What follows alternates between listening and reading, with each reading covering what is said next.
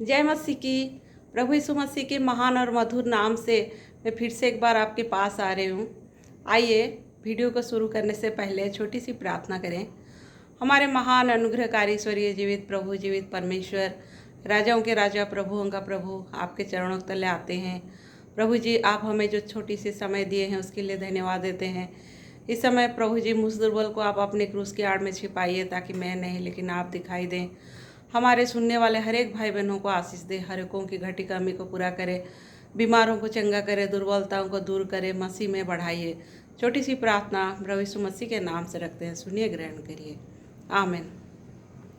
प्यारे भाई और बहनों, आप सब कैसे हैं? प्रभु यीशु मसीह के अनुग्रह से मैं अच्छी हूँ और आप सबके लिए भी मैं प्रार्थना करती हूँ। आइए प्रभु के वचन शुरू करने से पहले हम लोग प्रकाशित वाक्य उसका 3 अध्याय का 8 वचन को हम लोग पढ़ते हैं। मैं आपके लिए पढ़ रही हूँ। अगर आपके पास बाइबल है तो आप अपने बाइबल से देख सकते हैं। प्रकाशित वाक्य 3 अध्याय 8 वचन। मैं तेरे कामों को जानता हूँ, देख मैंने तेरे सामने एक द्वार खोल रखा है जिसे कोई बंद नहीं कर सकता। तेरी सामर्थ्य थोड़ी सी तो है, फिर भी तूने मेरे वचन का पालन किया है और मेरे नाम का इनकार नहीं किया। प्यारे भाई और बहनों, आज के दिन मैं आप सबको चर्च की हिस्ट्री, कलीसिया की हिस्ट्री में आप सबको मैं बताने जा रही हूँ। जो कलीसिया की इतिहास मैं आपको बताने जा रही हूँ। कैसे कलीसिया की जो इतिहास है, हमारा जो 7 चर्च पीरियड जिसको बोला जाता है। आज मसीह भाई बहन हम सब कलीसिया में पाए जाते हैं। सबके मन में क्वेश्चन आता होगा, कलीसिया का इतिहास क्या है। मैं आपको ये बात कह दूं कि ये जो कलीसिया है, प्रभु ने कहते हैं कि मैं तुम्हारे लिए एक द्वार खोल रखा है। देखिए भाई और बहनों, प्रभु के जो वचन है, प्रभु के सुसमाचार को कोई कभी रोक नहीं सकता। प्रभु की सुसमाचार प्रचार किया गया और ये जो 7 चर्च है, 7 जो कलीसिया है, और कलीसिया का बर्थडे कब है आप जानते हैं? कलीसिया के बर्थडे 50 एडी में हुआ।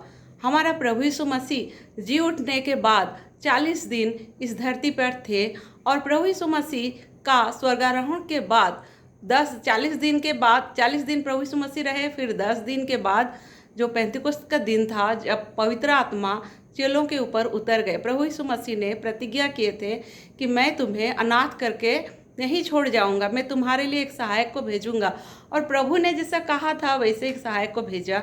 और प्रभु यीशु मसीह का मारे जाने के बाद 50 डेज, आफ्टर 50 डेज जो कलीसिया का बर्थडे होता है, मतलब उसी दिन प्रभु का आत्मा चेलों के ऊपर मतलब आग का सा जीव जो उतरता है, और उसी दिन से कलीसिया का वो बर्थडे शुरू होता है। आप जानिए कि कलीसिया का उत्पत्ति हुआ, कलीसिया का शुरुआत हुआ।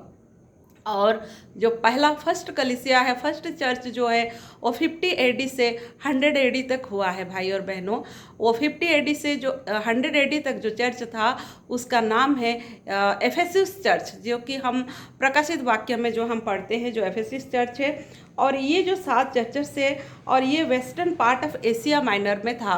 और इसका पहला है एफेसस चर्च, और एफेसस चर्च को आप एपोस्टोलिक चर्च भी कह सकते हैं, क्योंकि उस समय प्रभु यीशु मसीह के चेलों के द्वारा, प्रभु यीशु मसीह के जो 12 चेले थे, चेलों के द्वारा प्रभु यीशु मसीह का वचन, सुसमाचार प्रचार किया गया, इसीलिए उसको एपोस्टोलिक चर्च किया जाता है, कहा जाता है। फिर 2 नंबर में आपका आता है स्मिर्ना चर्च, और ये स्मिर्ना चर्च 100 एडी से 313 एडी तक जो आता है स्मिर्ना चर्च जो। और ये जो स्मिर्ना चर्च है प्यारे भाई और बहनों, ये दुख का मतलब दुख और मुसीबत में जाने वाली चर्च है। और इसी समय में प्रभु के लोगों को, ज़्यादातर लोगों को, प्रभु के लोगों का सतावट हुआ है। रोमी लोग बहुत प्रभु के लोगों के ऊपर, रोमन सम्राट सब अत्याचार किए। मसीही लोगों को, जो कि हम इब्रानी की पत्री में पढ़ते हैं, आरी से छेदे गए, आग में डाले गए, बनेले जीव जंतुओं के मुंह में फेंके गए। और प्रारंभिक कलीसिया में जो बहुत ही दुख और तकलीफ जो हुआ, और उस समय में प्रभु का बहुत बड़ा दास थे जिनका नाम है पॉलीकार्प, और पॉलीकार्प को भी उसी समय में जलाया गया। सो भाई और बहनों, आप जाने स्मिर्ना चर्च 100 एडी से 313 एडी तक था। फिर उसके बाद कलीसिया के इतिहास में आप आता है 313 एडी से 590 एडी में जो आपका आता है, वो आपका परगामुन चर्च आता है। ये परगामन चर्च में आपका ये चीज़ होता है कि एक रोमन सम्राट जो कंस्टेंटाइन है वो मसीहत को ग्रहण किया, प्रभु यीशु मसीह को ग्रहण किया और वो अपना साम्राज्य, अपना राजधानी रोम से वो तुर्की को वो शिफ्ट कर लिए। और उन्हीं के समय में एक क्रिश्चियनिटी का बढ़ती हुआ रोम में, और इसीलिए उस समय को कहा जाता है परगामन चर्च।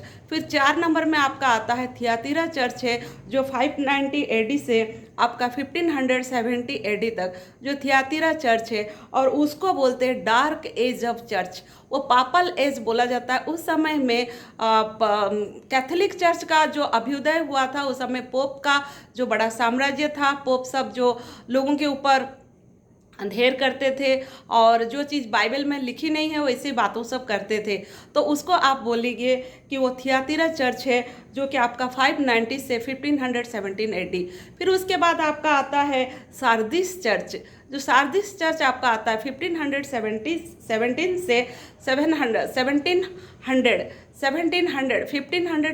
से 1700 एडी में आपका आता है सारदीस चर्च, जिसको रिफॉर्मेशन उस समय में हुआ था। और हम लोग भी इसको पढ़े भी हैं, हिस्ट्री में पढ़े हैं कि मार्टिन लूथर किंग इस समय में आए हैं और वो पोप ने जो कलीसिया में जो अत्याचार और जो नहीं करने वाले चीज़ें सब जो करते थे उसको रिफॉर्म किए।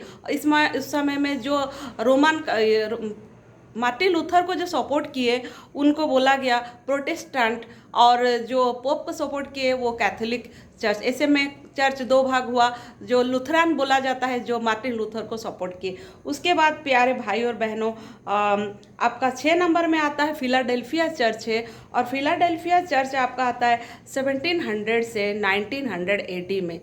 जानते हैं फिलाडेल्फिया का मतलब है भाईचारे के प्रति, ब्रदरलीहुड जो बोला जाता है। और एक राजा जिनका भाई का नाम था फिलाडेल्फस, उनका निकनेम, और वो राजा अपना भाई को बहुत प्रेम करते थे, उनके नामों से अनुसार उस राज्य का नाम रख दिया फिलाडेल्फिया। और ये चर्च इसी में, ये फिलाडेल्फिया चर्च में, जो कि प्रकाशित वाक्य 3 अध्याय का 8 वचन में आपके लिए पढ़ी, I have set the an open door, मैं तेरे लिए एक खुला मार्ग मैंने तैयार किया। और अब जानते हैं भाई और बहनों, ये 1700 एडी से 1900 एडी में जितना प्रभु का सुसमाचार का कार्य हुआ, बहुत सारे लोग प्रभु का सुसमाचार प्रचार किए, बहुत सारे मिशनरी लोगों का अभ्युदय हुआ, बहुत सारे मिशनरी लोग प्रभु का काम किए। जैसा आप जानते हैं जॉन वाइटफील्ड और Billy Sunday, George Muller, John Nation Hyde और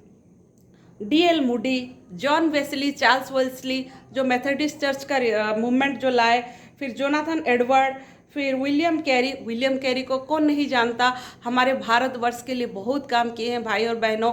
विलियम कैरी एक कोबलर थे और इंडिया में आके कितना उन्होंने दुख में मुसीबत में चल करके भी प्रभु यीशु मसीह का सुसमाचार प्रचार किए, और इंडियन लैंग्वेज में वो बाइबल को ट्रांसलेट किया। अगर आज विलियम कैरी नहीं होते तो हमारे हाथ में बाइबल नहीं होता।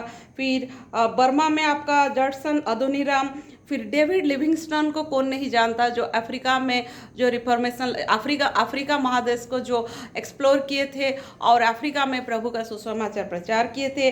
रॉबर्ट मुफेट और हडसन ट्रेलर जो चाइना में जो प्रभु का बहुत बड़ा काम किए। तो प्यारे भाई और बहनों, ये आपका फिलाडेल्फिया का चर्च का ये जो हिस्ट्री है, और वो आपका 17 से 1900 एडी तक ये समय था। फिर लास्ट में आपका आता है जो लाउदिसियन चर्च है, और 1900 एडी से आज तक जो चल रहा है। प्यारे भाई और बहनों, क्या आप जानते हैं ये क्या समय चल रहा है? आज हम लाउदिसियन पीरियड में पाए जाते हैं। चर्च पीरियड कब से होता है?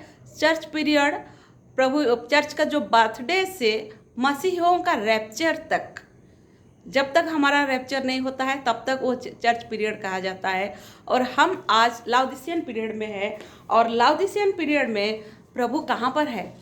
मैं आपके लिए मैं पढ़ रही हूँ प्रकाशित 3 का 20 वचन में। प्रभु क्या बोल रहा है? प्रभु प्रकाशित 3 का 20 में क्या कह रहा है?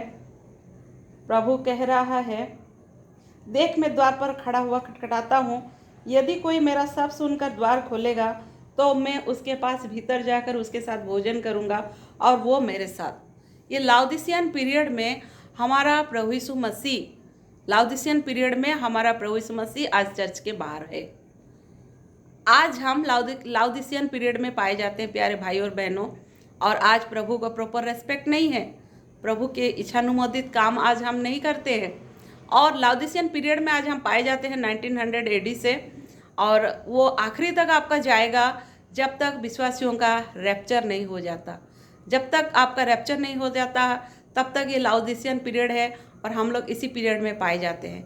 प्यारे भाई और बहनों, आज के दिन प्रभु यीशु मसीह द्वार का बाहर है। आज लोग प्रभु यीशु मसीह को द्वार से बाहर कर दिए। चर्च के गेट के पास आज प्रभु यीशु मसीह है। आज हम देखते हैं मसीही लोगों का ठंडापन पाया जाता है। मैं आपके लिए एक वचन पढ़ रही हूँ, लूका रचित सुसमाचार उसका 18 अध्याय और 8 पद को मैं पढ़ती हूँ। ये लाउदिसियन चर्च को एपोस्टेट चर्च भी कहा जाता है, और इस समय में प्रभु यीशु मसीह को पूरा चर्च के बाहर ही रखा गया है। कोई भी प्रभु का मतलब भय नहीं मानता, जिसको जो मन करता है वो वैसे ही चलता है। यहाँ देखिए, मैं आपके लिए पढ़ रही हूँ लूका रचित सुसमाचार उसका 18 चैप्टर का वर्स 8। प्रभु यीशु मसीह ने कहते हैं, मैं तुमसे कहता हूँ वो तुरंत उनका न्याय चुकाएगा।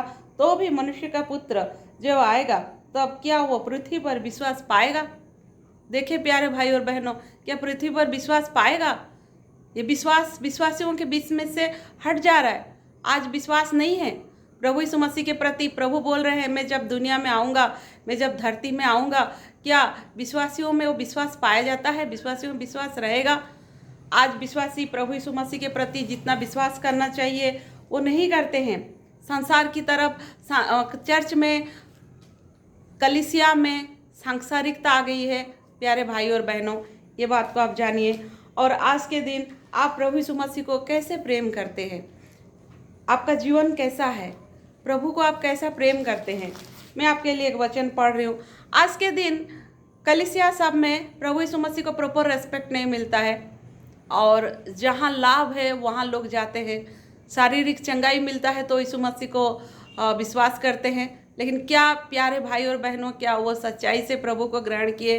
देखिए, एक मसीही विश्वासी का फंडामेंटल डॉक्ट्रिन क्या है, मैं उसके लिए आपको पढ़ रही हूँ। इब्रानी उसका 6 अध्याय, उसमें लिखा है, इसीलिए आओ मसीह की शिक्षा की आरंभ की बातों को छोड़कर हम सिद्धता की ओर आगे बढ़ते जाए, और मरे हुए कामों से मन फिराने और परमेश्वर पर विश्वास करने और बपतिस्मा और हाथ रखने और मरे हुए के जी उठने और अंतिम न्याय की शिक्षा रूपी नेव फिर से ना डालें। These are the fundamental doctrines of a believer. एक विश्वासी के लिए, एक मसीह के लिए पहला चाहिए भाई और बहनों, आप ये जानिए, उसका फर्स्ट स्टेप है मरे हुए कामों से मन फिराना। एक विश्वासी को मरे हुए कामों से मन फिराना है। उसका सेकंड स्टेप है परमेश्वर पर विश्वास करना है। थर्ड स्टेप है बपतिस्मा लेना है। उसका फोर्थ स्टेप है हाथ रखना है। फिफ्थ स्टेप है मरे हुओं का जी उठना। फिर सिक्स्थ स्टेप है अंतिम न्याय। जो 4 चीज़ हम इस धरती में करते हैं, और मरे हुओं का जी उठना और अंतिम न्याय वो बाद में होगा, प्रभु यीशु मसीह का आने का समय होगा। प्यारे भाई और बहनों, क्या आप अपना आत्मिक जीवन का नींव, अपना फाउंडेशन इसी आधार पे बनाए हैं? क्या मरे हुए कामों से मन फिराए हैं? क्या पापों से मन फिराए हैं? ना यीशु मसीह से बेनिफिट और ब्लेसिंग पाके यूं ही यीशु मसीह को मान रहे हैं? सही रीति से प्रभु यीशु मसीह कहते हैं, सच सच मैं तुमसे कहता हूँ, जब तक तुम नए सिरे से जन्म ना लो तो स्वर्ग का राज तुम देख नहीं सकते। तो मरे हुए काम मतलब वो पाप से आपको मन फिराना है। बाइबल पाप को मरे हुए कामों से, डेड वर्क्स, मरे हुए काम कहता है। पाप को बाइबल कहती है कि ये मरे हुए काम है। क्या इससे आप मन फिराए हैं? सेकेंडली, आपको विश्वास करना है। थर्डली, आपको बपतिस्मा लेना है। आप ये 2 चीज़ होने के बाद आपको बपतिस्मा लेना चाहिए। आप अगर पहले बपतिस्मा ले लेते, छोटा टाइम में बपतिस्मा ले लिए, वो कुछ काम का नहीं है। आप उद्धार पाएंगे तब आपको बपतिस्मा लेना है। These are the fundamental duties for a believer. ये चीज़ आपको करना है, प्रभु के डॉक्ट्रिन के अनुसार हमको चलना है। प्यारे भाई और बहनों, नहीं हम प्रभु यीशु मसीह से शारीरिक चंगाई पा गए और पानी में डुबकी लगा लिए, ऐसा अगर आप करते हैं तो आपको कोई भी फायदा नहीं है। वही पवित्र आत्मा जो आपको मरे हुए कामों से मन फिराने में मदद करते हैं, वही पवित्र आत्मा परमेश्वर पर विश्वास करने में भी मदद करते हैं। पहला चीज़ आपका अंदर में होना चाहिए और वो है उद्धार, जो साल्वेशन। आपको अंदर में आपको पहला उद्धार पाना है। फिर जो बैप्टिज्म है वो जस्ट एक वो टेस्टिमनी है, अब उसको लोगों को दिखाना है कि मैंने प्रभु यीशु मसीह को ग्रहण किया, मेरे अंदर काम हो गया। सो प्यारे भाई और बहनों, इन सब बातों को प्रभु यीशु मसीह आपको समझने में सहायता करे। आइए छोटी सी प्रार्थना करते हैं। हमारे महान अनुग्रहकारी ईश्वरीय जीवित प्रभु, आपके वचन के लिए धन्यवाद देते हैं। प्रभु आशीष दे, हमारे भाई बहन सब आपके वचन को समझने पाए, लाभ पाए और आपकी महिमा करने पाए। उनके साथ रहिए। छोटी सी प्रार्थना प्रभु यीशु मसीह के नाम से रखती हूँ, जैसे सुनिए, ग्रहण करिए। आमीन। जय मसीह की।